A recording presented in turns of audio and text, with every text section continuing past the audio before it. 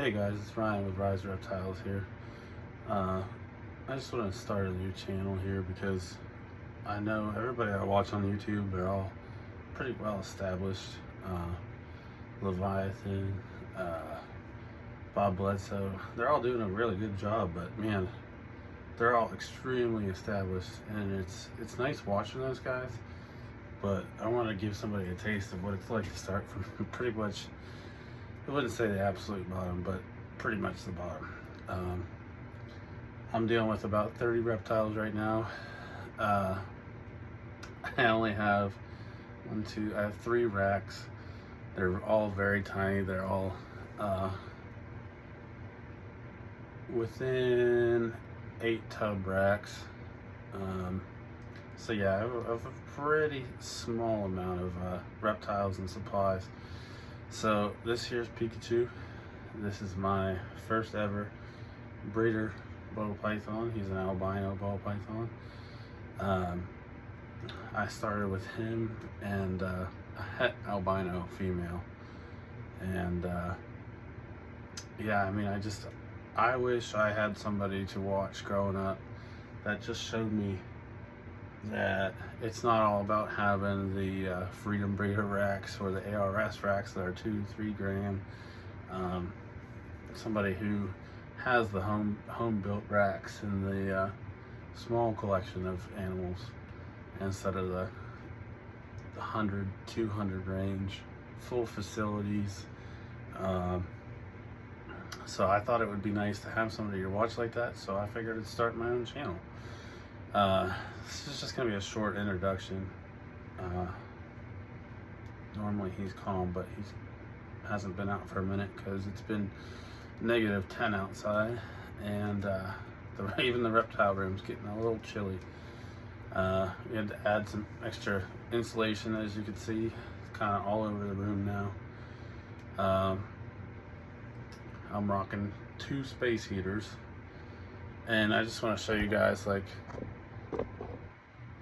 nobody has to feel bad about how they keep the reptiles, as long as they're keeping them healthy and keeping them safe,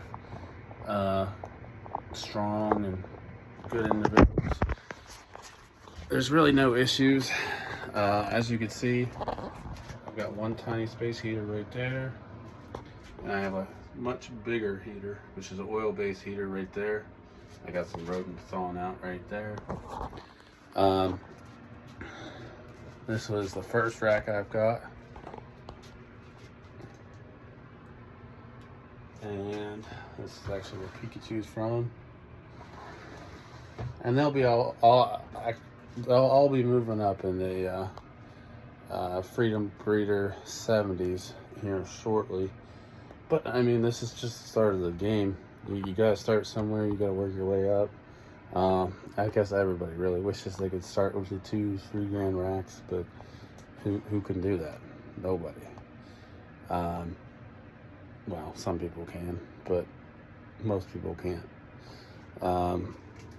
Plain and simple. I mean, this is another animal plastics rack. Actually, I found animal plastics have some of the better, more economical racks, and you can see, I mean, this is just a Tupperware container from actually the Dollar General.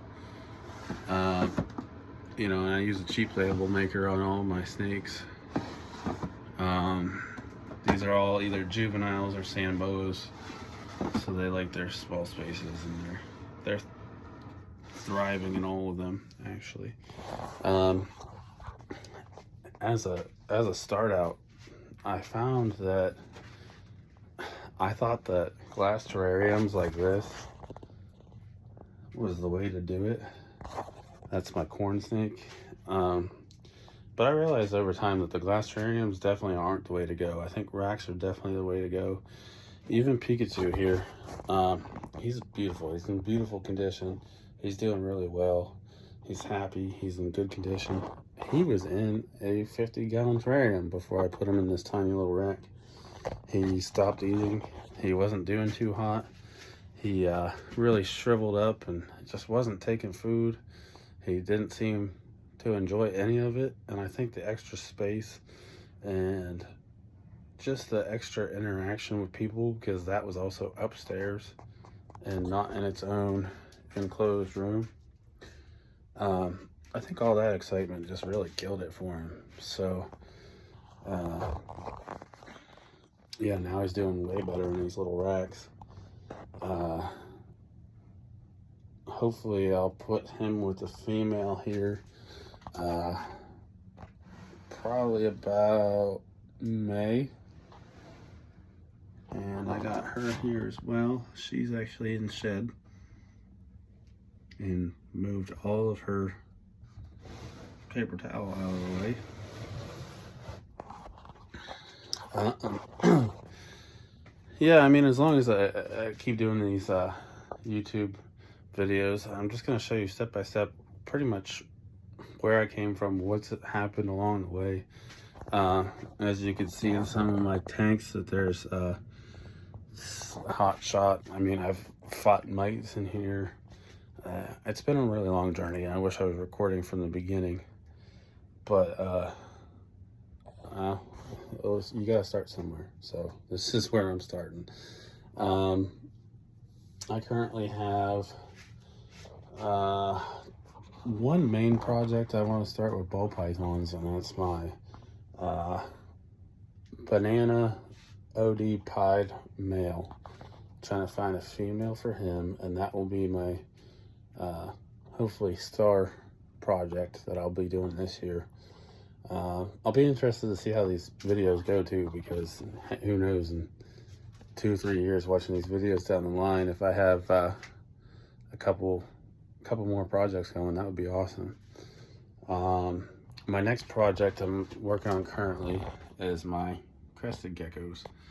And as you can see, they're all in here. One's chilling right there. They all just got fed.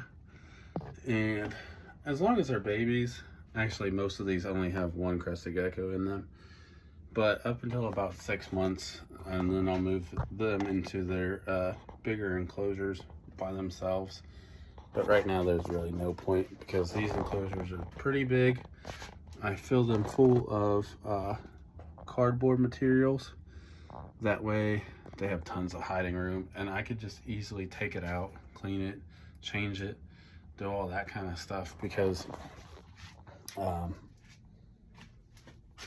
with the babies, every, I want to say 3 days, because I keep the humidity really high. It's at like 65%, and in that small of a container, especially with the cardboard, it ends up getting pretty moldy and nasty within 5 days. So 3 days I try to change the whole thing, and that's why the cardboard is nice, because it's cheap, it's easy to do, it's actually free because I have tons of it. So that's why that is the way it is. I found out that plastic hides and stuff that you could just wash and whatnot, they harbor a lot of bacteria, so I'm not a fan of those.